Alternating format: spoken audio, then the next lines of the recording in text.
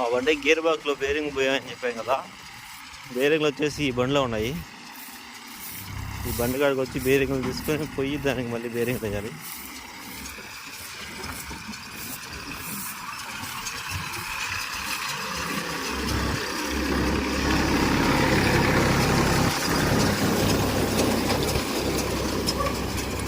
Gear box బిగించే video కావాలంటే comment చేయండి.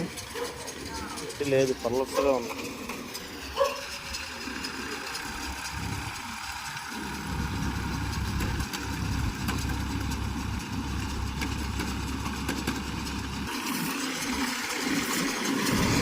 Bearing కూడా దీంట్లో కొత్త బేరింగ్లా